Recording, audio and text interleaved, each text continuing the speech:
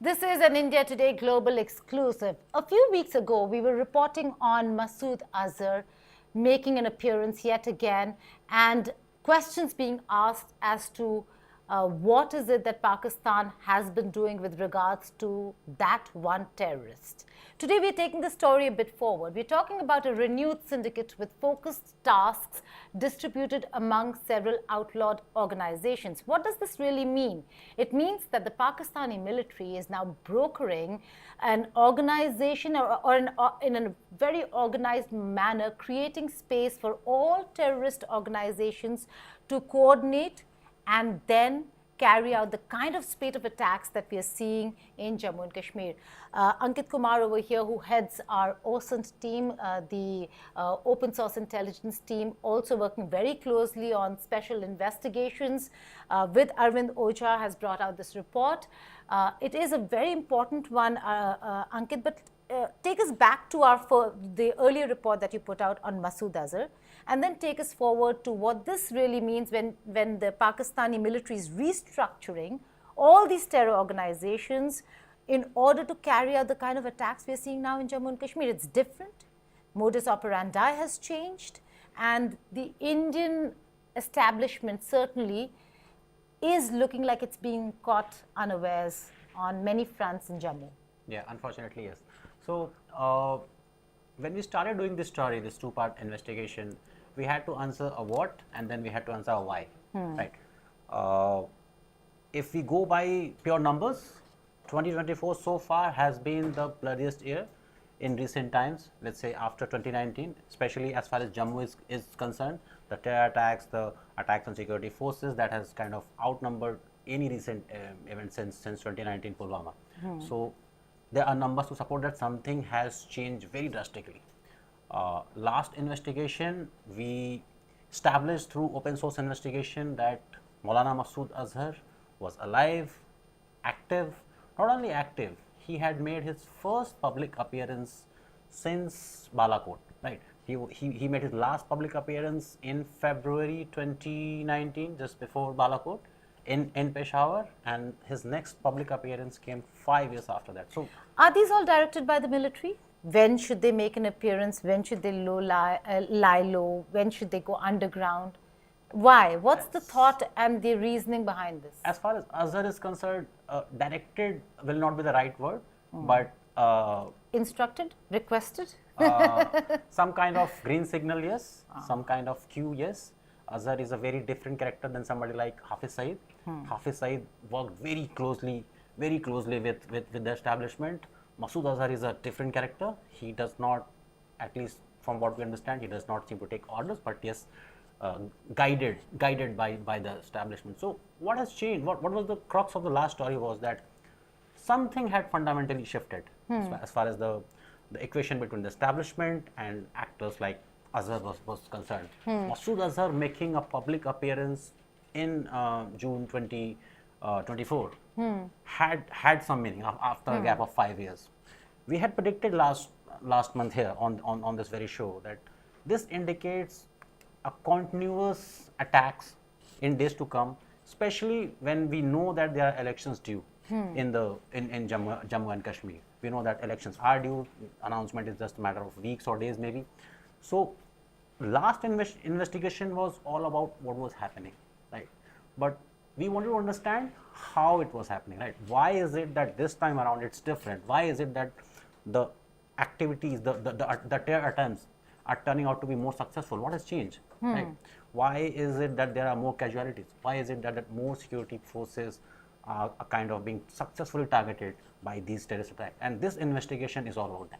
Well, let's talk about the investigation itself then, and then I'll come back to you on the structuring. Now, what you've reported is that earlier this winter, there was a gathering of a lot of these terrorist networks in Bahawalpur, Pakistan, and we know Bahawalpur is now known to be the hotbed of all these terror networks. Now, among those in attendance, as you reported, were Jaish-e-Mohammed chief Masood Azhar himself, Al-Badr commander Bakht Zameen, Hizbul Mujahideen chief Syed Salahuddin, and many others. Break it down for us. What is the operational value of these terror organizations and how have they been distributed work? Because it seems like this syndicate earlier never worked together. Like these terror networks never worked together, Ankit, earlier. But now it seems like they're coordinating. So it is a coordinated effort, like you just explained. Who's doing what? So the answer is yes and no, right? Okay. If you pick somebody like Masood Azhar, he was somebody who used to work alone, right? He would not, Jaish-e-Mohammed will not work with Lashkar, Jaish-e-Mohammed will not work with Al-Badr or anybody else. He will pick his own targets, he will pick his own operations. Likewise with Lashkar also, right? I will come Or to Lashkar. Jamaat Dawa. If you note that the list, the 10 names that we have put out together, Hafiz Saeed is missing. His son's name is missing. Oh, interesting. Yes. So the first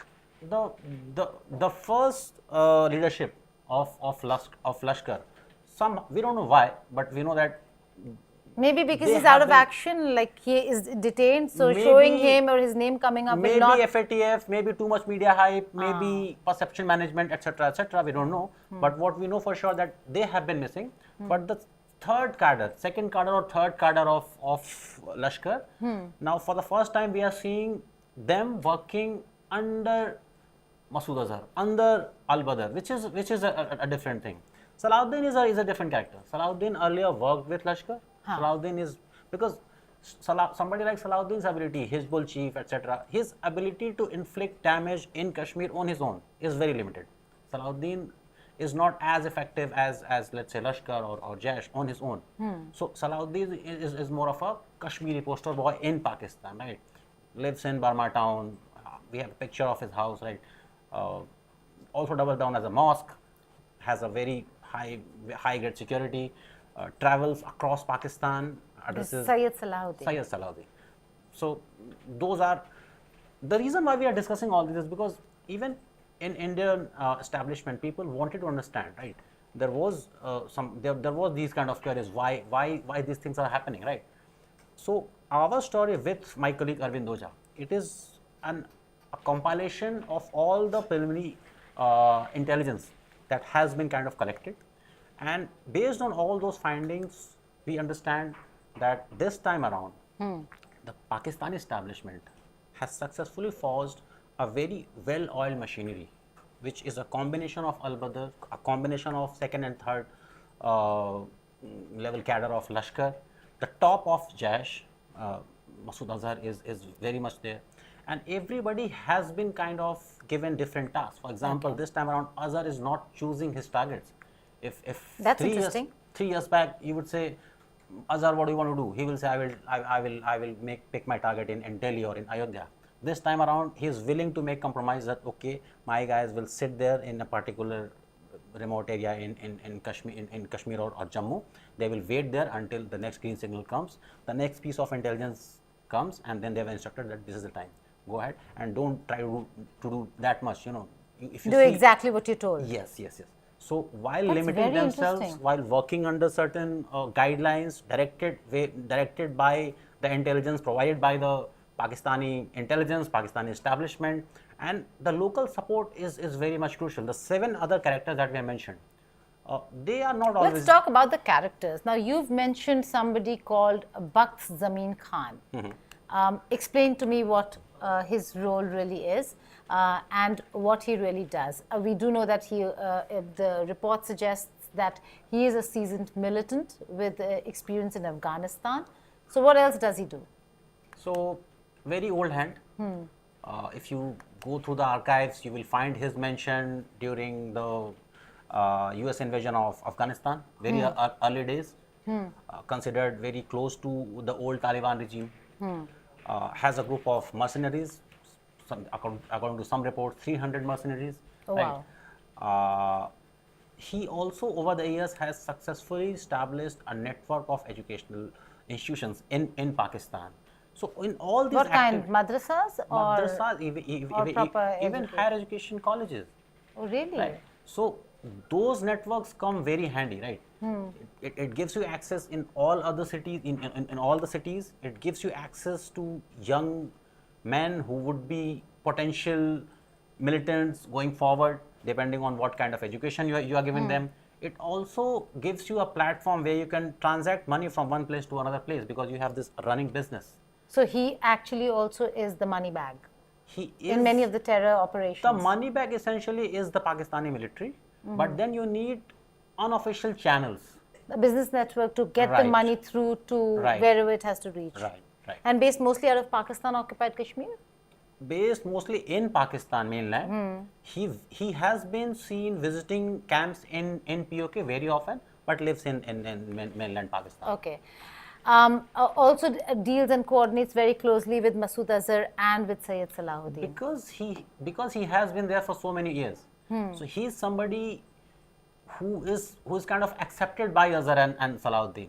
It will be very difficult for anybody to kind of tell Masood Azhar what to do.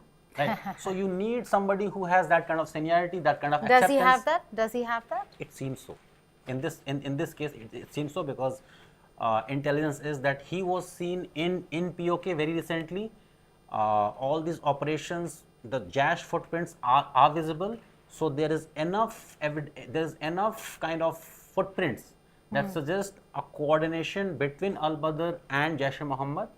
Al-Badr is his organization. It's a very tightly knit terror outfit. So, but also very coordinated, very militantistic in nature, militarily, way stronger in how they coordinate their efforts and actions, unlike others. Are they more Fidayeen-like, or are they more operational, where they go, do the commando kind work and come back? Is there a difference? There is a difference. It depends on the kind of cause you are selling them, right? If you are only selling them, it's a Kashmir cause, it's for Kashmir cause, maybe people will be willing to fire bullets but not willing to sacrifice themselves. But then you add some tadka of religion, you add some tadka of some godly message, right? Then things start to, right? So there's a really fine difference between who's willing to become a martyr in terms of a fighter, or who's willing to become a martyr in terms of a Fidayeen. Okay, because you've called it a terror cabinet, there always have to be, there always has to be the number one in the cabinet, number two in the cabinet. The most important piece in this entire terror alliance, who would you consider the most important piece? Masood Azhar? The GHQ. the GHQ, because that, of course. Rawalpindi, of course. That goes without saying. It's a Pakistani military operation. But if it's their terror cabinet, who's the key pin here? The man. Going purely by the kind of operations we have seen so far over the past 8 months, it has to be Masood Azhar, it has to be Jaish-e-Mohammed, because the footprints of Jaish-e-Mohammed are all over there. He is being ably aided by all other organizations, including Al-Badr and different other organizations at a very local, at a very ground level, which otherwise he would not have. Is this organization also more well versed with Kashmir? They know the lay of the land better, Jammu and Kashmir? That is why this coordination works, right? If you go through different names, the first of three, forget first of three, right? Then there are different names. A lot of them come from Kashmir, now settled Syed Salahuddin. Syed Salahuddin is from Kashmir originally. Syed Salahuddin again is more of a face, right? Not an operational hand. He's not an operational hand. Okay. The others we are mentioning in our story, they are more of an operational hand. They're people who run drug networks, people who run real estate businesses, those kind of people who have a very operational presence, or have been there in Kashmir, have operations in Kashmir. Those kind of people are really who are the difference makers. Okay, but let's focus a little on Syed Salahuddin, and then we'll go to the operational commanders, because these are the top names that you've put out in the story. According to your report, Salahuddin resides in Rawalpindi in a high security zone. And is that the protection that Syed Salahuddin still gets? So it has been an open secret, really. Salahuddin over past several years has made public appearances. He is not somebody who hides, really. He moves under security. We have put out a picture of his house that also doubles down as a mosque. Salahuddin's role in over past several months, it appears, is not very operational. He is being used as this poster boy who has come from Kashmir, and then he used to tell stories of what is happening, why the youth of Pakistan are needed to join the cause, so-called cause in Kashmir. So Salahuddin is more of a face, also a very established face. You don't have to kind of tell people who Syed Salahuddin is. So he's also willing to kind of accommodate with anybody. If you ask Salahuddin to work with Hafiz Saeed, he will work. If you ask Salahuddin to work with Jaish Muhammad, he will work. If you ask him to call him to join in a meeting in Bahawalpur, he will go. If you ask him to go to Lahore, he will go. So Salahuddin is somebody who kind of, you know, as far if you are sitting in GHQ and if you want a perfect operator who would do whatever you tell him to do, Salahuddin is that person. Okay. The next person that you've mentioned in your report is Saifullah Sajid Jatt. He was born as Habibullah Malik and also is known as Langra, a 42-year-old terrorist who hails from Kasur in Pakistan. Is part of the Lashkar-e-Toiba. Right. Now, what is it that he does that makes this important, makes him so important in this terror alliance? So there are two kind of recruits that you get, right? One is people who are going to madrasa to get some kind of education, then or maybe they are unemployed. Then there are second kinds, people who are criminals. So this is where this Langra guy comes, right? Okay. He has. How does he get the name Langra? Is he? I mean, I'm sorry, maybe but the way he walks. Maybe the way he walks. Oh, okay. So Does he have a limb? it appears so. Okay. So his speciality is his criminal network. He already has a drug network, so that kind of gives him access to people who would be willing to work for money, who would be willing to commit crime for money, and if they are getting paid under the protection of state, they will be willing to cross the border. Drones have become a very important part of the terror activity that we see, especially the fact that there were reports, and you also have reported on it, on how drones were dropped across the Pakistan-Punjab border. Langra, it seems, according to your report, has played a very key role in smuggling not just drugs, but drones as well, drugs via drones as well. So once a smuggler, always a smuggler, right? So if you know how to smuggle things, you will come up with different ideas, and with new technology, you will adopt them. So in Punjab, we see drones kind of being used for drug trafficking. We have seen evidence of drones being used in as far as the transfer of arms and ammunition across LOC is concerned. LOC is, we use the word LOC very, very casually, right? But LOC is a very, very difficult terrain. Of course, It is absolutely, it is difficult to guard. It is also very difficult to kind of cross. Because it's so porous. I mean, you have a land boundary. How many places can you man? And it's heavily mined, quite a few parts. But yet there are so many porous. It's quite porous, which is why summers become the time for them to really do what they want to, and then maybe they hibernate during winters within the valley. We've seen a lot of them who've been activated, not having infiltrated, but activated after months of being in the valley. Right. So winter is actually when they try to cross. Yes. Because that is when it is very difficult to guard. Difficult to guard. Very difficult to guard. Actually, yes. Maybe it's winters because it's difficult to guard, and they come through the snow. They walk through the snow and they come in. Yeah.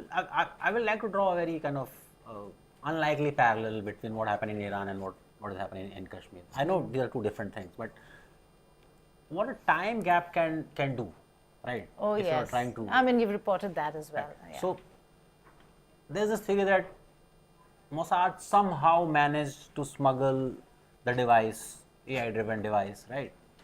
Months before. According to American reports. I always put that in because, you know, you will always get an Iranian version to that story, Ankit. Yeah. If New York Times and Washington Post now are reporting on anything to do with Iran, Israel, Palestine, I always have that rider. So if with that rider, if that theory is correct, the only reason why that would have been possible is because there was a huge time gap.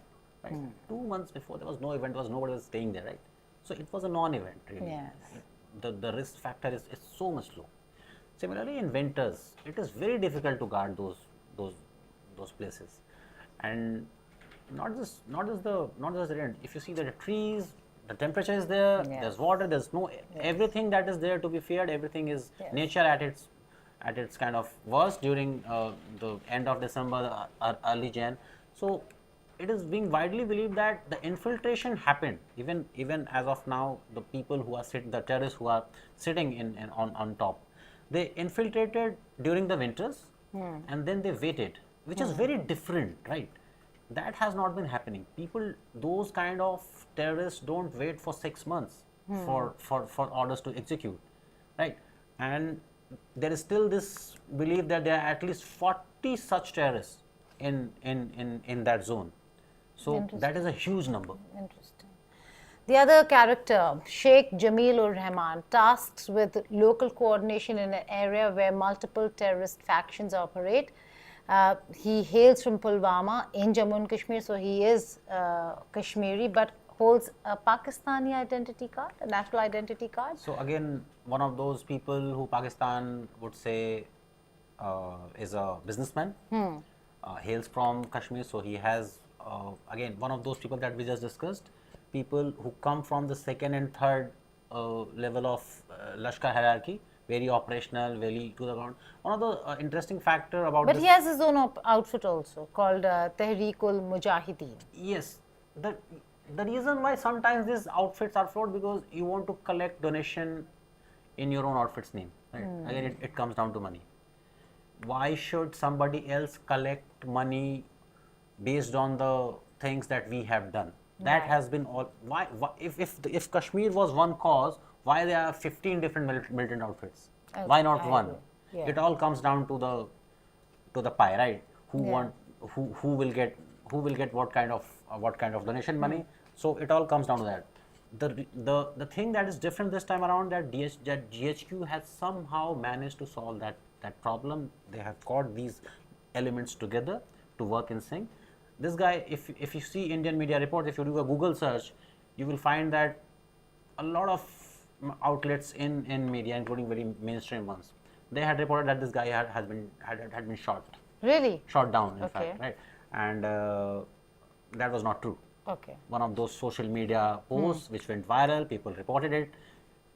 Alive, very much active, playing his role, affiliated. But is this also done in a way to ensure that you kill somebody for some time so that he can be underground? Is this the work of Pakistan to even kill him, get that news out, and then maybe use him when the time comes, when the time is right? In a perfect movie scenario, one would like to believe it was Pakistani intelligence was so smart that they would have done all these Then things. who would do it and why? Indian intelligence agencies? No, we had reporting. reported on this. This is because of Elon Musk, right? What is happening is every time there's an incident, some always getting You shot can down, never authenticate right? Twitter anymore. Then you have these blue verified handles Yeah. who are getting money out of the impressions. And Actually, we should actually do a story on how bad it has become to get a blue tick so easily, and anybody can do that, and there is no way that you can authenticate a story anymore because of let a me verified give you one handle. example, very recent example that your viewers will be able to cross-check. Yesterday, MEA fact-checked a claim. Yes, they did. A day before yesterday, Indian Army fact-checked a claim. Indian Army fact-checked a claim that there was no skirmish, Yes. fresh At the fight border. At that's some reason that it was. Yeah. If you see, there was one handle which is common. It's called Baba Banaras, right? And Twitter at this moment has no means to stop that kind of misinformation.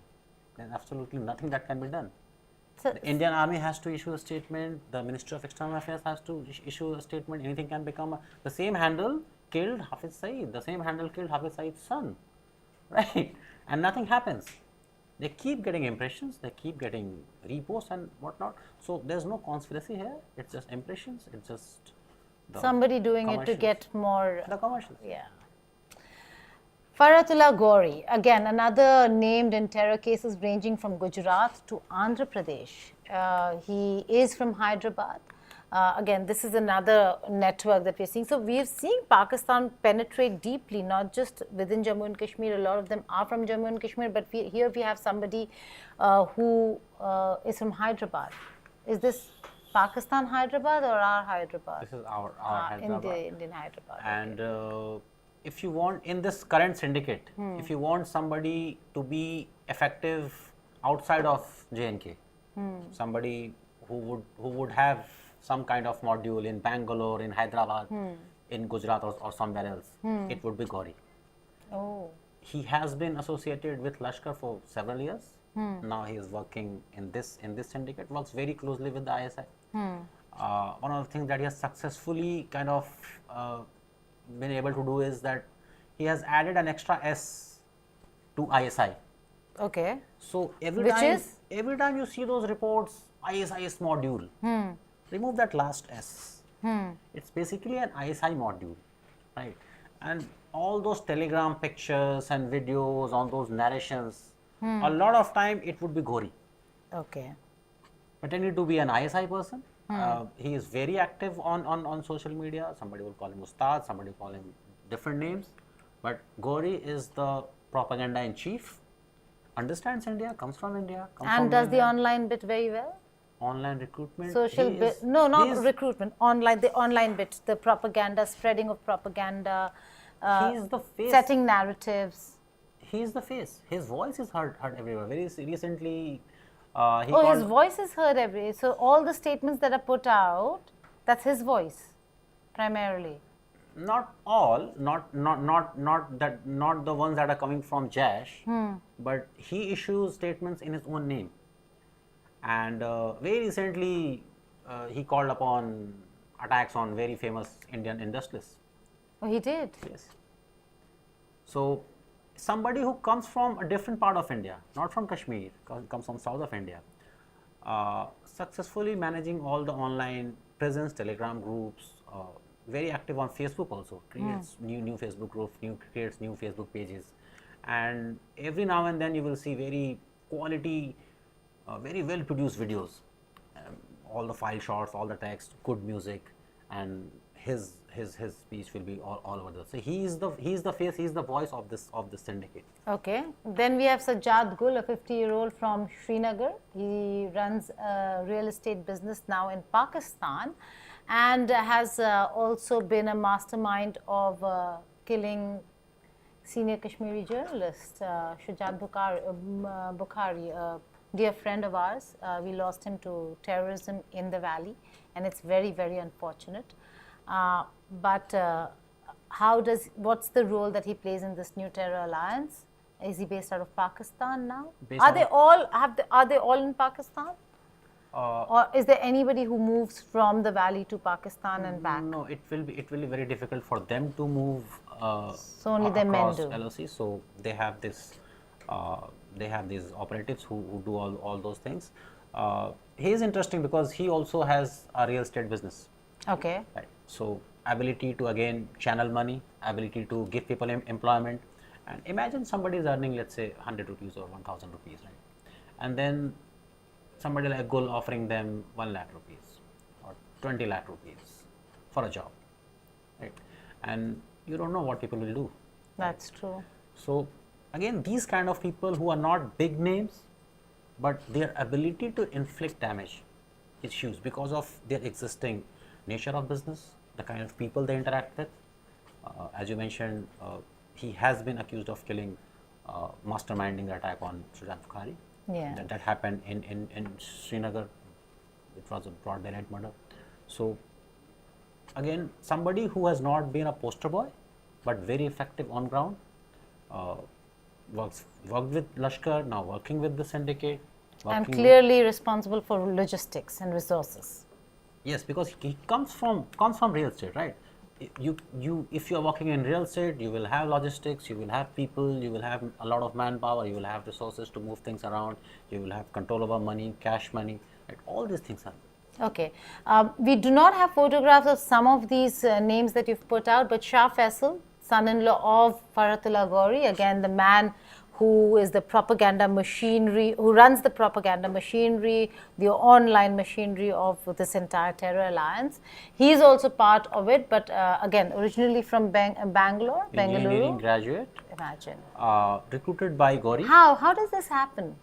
When your father-in-law is the propaganda in chief of a terror outfit, then it is Are most of the terrorists now, Ankit, very in the sense, in the high leadership strata, more educated, more tech savvy? Is there been a change? The newer generation is, Yeah. which should not be surprising. It's very much obvious. People like him comes from a good educational background. So again, a lot of what we see, Gauri could be the face of it, but intelligence community believes in India that this person is the mastermind behind all the propaganda machinery that Gauri has been running. And he's on. called as Colonel in the intercepted communications. Yeah, handler? in the calls, people are addressing him as Colonel. We don't know why, but maybe he might be acting as a Pakistani army officer. We don't know that, but That or operational, just because he's a part of the operations, no? could be, but thing is we don't know because we can't ask him. But there's one more interesting thing about this guy is that when we see Gauri's operations, right? Gauri is not a very young person, right? So we always. The son-in-law also? You're talking about the son-in-law or you're talking about the father Gauri? I'm saying the combination. That's the combination. This guy complements everything that Gauri does. Right? Gauri is imagine this guy, the son-in-law tries to become the face. He will not be accepted. He's not that senior. Right? Gauri is in that category. He can come up with words that will sync with the younger generation. There's some kind of religious tone to it, everything. So this guy sits in the background, designs all the things, provide all the technical support and everything, right? And remember, one of the other key part of Gauri's portfolio is the sleeper cells. Now, the role of sleeper cells would be that you are working for me, you are not doing anything. I might ask you to do something maybe after 3 years, after 4 years, right? That is a very delicate operation. So, the son-in-law and the father-in-law, this duo, and the fact that they have these kind of access very critical outside of Jammu and Kashmir, that makes the job, that makes them more kind of a matter of concern because they have the ability to inflict damages outside Jammu and Kashmir. Hamza Burhan, again an Al-Badr man, how is he important in the scheme of things, because according to your reports he is a master plotter and also has a very, very good and deep understanding of weaponry and weapon systems. If one person you would like to kind of put your bookmark on from this list, it's this guy. Why? Very less reported in, you do a Google search, very less reported about his activities. Again, a very next generation kind of a terrorist, not an old Maulvi kind of a person. Operational effectiveness. By some accounts, he has been kind of involved in a lot of terror incidents recently, ranging from Pulwama till now. So, as far as operational effectiveness on ground is concerned, he's not somebody who would be seen in media. You won't read articles about him, but probably more dangerous. So which is why we don't have a photo of him. Which is why we don't have because he does not have a social media presence. We don't know where he lives. Do the intelligence agencies know? Of course. They know. They know how he looks like? We believe they know. That's how we know his activities. But as far as if you compare him with somebody like a Hafiz Saeed or a Masood Azhar, he is not that publicly visible. He is more of a. But they've become faces. Now, in all this, we've looked at the terror alliance, Ankit. Who are the indispensables and the future of this entire terror network, which Pakistan will, I'm sure, continue to use as an instrument of state policy? Because despite what we say and despite what the situation is in Pakistan, at this point in time, I would have thought that maybe Pakistan will lessen its focus on or reduce its focus on terrorism into Kashmir and Jammu. But despite all that's happening in Pakistan, all we've seen is not just an increase, but like you said, unprecedented in the manner in which they've come in the manner in which they've killed, and the numbers we've lost. In fact, Prime Minister was holding a meeting just this morning with the top officials only to discuss this, the situation in Jammu and Kashmir. There has to be answerability and accountability, and we'll talk about that in another episode. But over here, you know, the leadership of and who are the indispensables and the ones who will be taking this forward? I think if you if you say who is indispensable as of now, I would have to say Azhar. Really? He has the ability to recruit, he has the ability to collect funds, controls mosques and well-designed training centers. When I say well-designed training centers, areas spread over acres with swimming pools, with game facilities. Are we talking about Murid Ke and all? Or have they moved away from? No, they don't. They are not limited to Murid Ke. They are not limited to. They were not limited to even Balakot, right? Even in Bahawalpur, even in parts of Balochistan, they take people from different, because there's a lot of land available, right? So it makes them. There's a lot of barren land available, so it makes them easy. There's nobody else to see. So they recruit people from, let's say, Peshawar, right? And then they take them to these camps. Now all these camps currently are being run by Azhar or his brother. So I would say in this syndicate, the indispensable one is Azhar.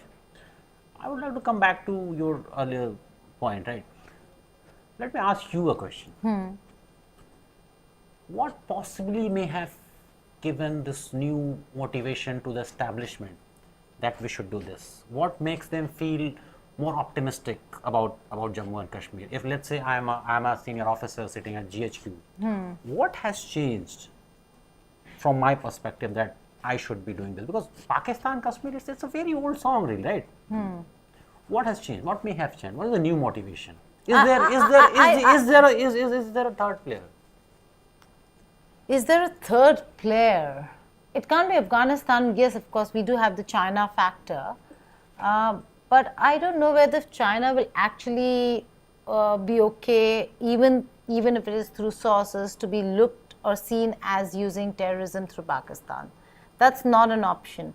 The only thing when I was speaking to a security officer was that they have changed their theatre from Kashmir to Jammu is because the security architecture of Jammu has loopholes and Kashmir doesn't. Okay, let me reframe my question. No, you tell me why. Why do you say? Because I am not an expert on geopolitics, you are. Right? Let me reframe my question.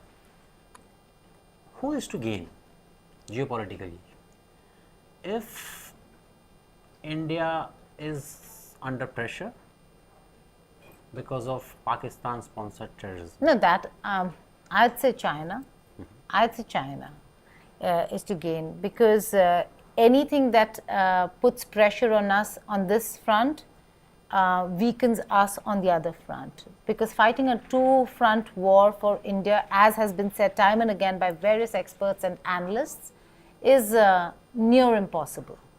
So if there is anybody, and when we are denying the reports and they've rejected the reports, but there is immense pressure on the Eastern Front. So if anybody is to gain from any pressure that comes on the Western Front for India, I'd say it's China. If we just look at tactics, strategy, and military. So it's more than just Jammu. It's more than just GHQ. Yes, yes. It's a piece of a very large geopolitical puzzle. That could be the case, but I'm saying, does Pakistan have the wherewithal? Because if we have this intelligence, then so would the United States of America. And Pakistan has to play a and strike a very fine balance when it comes to its ties with China and its ties with DC. Anything at this juncture, Ankit, when we've got Bangladesh completely. It's interesting you mentioned USA, right? Because yes, because not long ago, if we look at what happened in Bangladesh, we'll turn to America and say, we have lost a partner. And on top of that, if Pakistan is allowed to do this for China's benefit, allowed to, I say allowed to because Pakistan takes orders from China or behaves like a satellite state of China, but also has to be seen working with the United States of America, lest they go back into the FATF grey list. So what happens here? I mean, in this entire mix, how is Pakistan doing this and why is Pakistan doing this is just beyond me. I mean, logically, I'd say this should not be, but tactically, I'd say this is the only moment for them to actually be doing this. Logically, they should not be. Like, get your house in order, get your economy in order, but tactically, this is your moment. There are loopholes. India is stretched. There's a two-front conflict that they're looking at. India has always been stressed. In the 90s, India was more stressed than ever, right? There was Naxalism, there was... They were. But then we knew exactly which are the forces which are deployed where. The paramilitary fighting and Maoists and the forces, military forces, army fighting at the border. But yeah, you're right. I don't think we've seen them as stretched as they are. So you're today. saying there are two external forces that can provide motivation to the establishment in Pakistan, one being China, second being the United States of America. Is that right? I would say US in curtailing, but they've not been Because able not to. long ago, the Prime Minister, right, the former Prime Minister, alleged that the establishment was taking their orders from Absolutely. the US. Absolutely. So where does the US stand, right?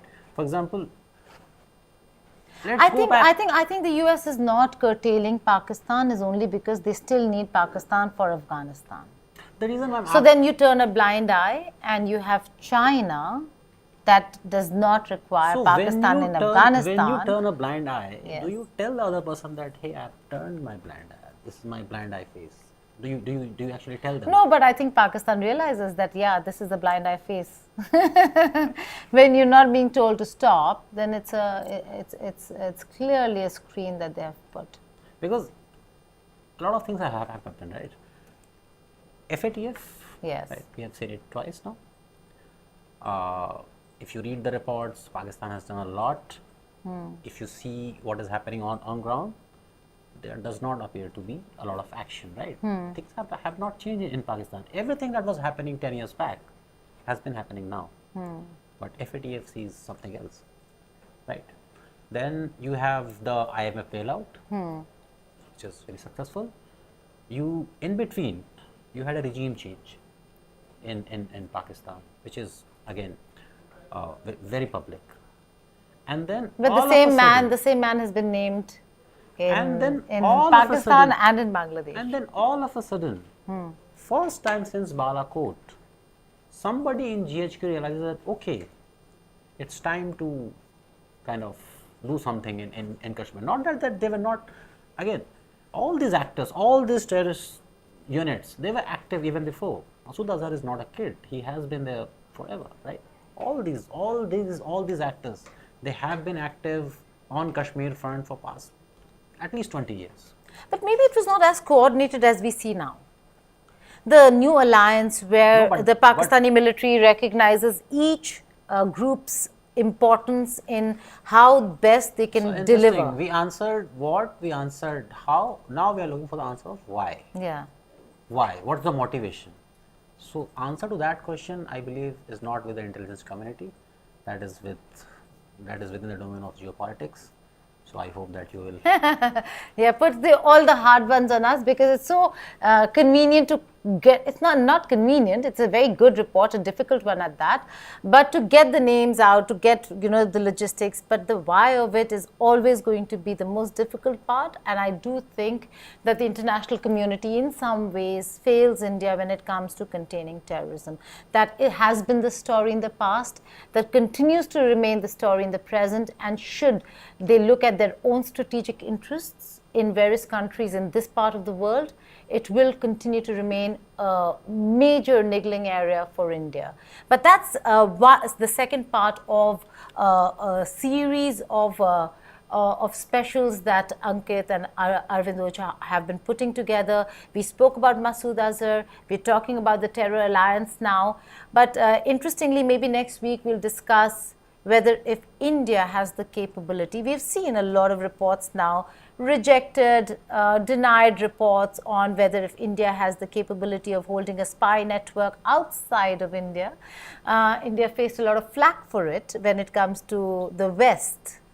But can India do it in Pakistan? Can Masood Azhar or Hafiz Saeed, who are absolutely not in Pakistani custody, but in Pakistani protective, should I say custody or under their protection? Under their protection, can India take them out? Is that a strategy that has ever been discussed? Is that a strategy that is being looked into? and can it really be done? Most of them are very old, and I don't know operationally. Some reports of Masood Azhar still being very, very strong, but quite a few of them may be operationally not as strong. Syed Salahuddin is a case in point.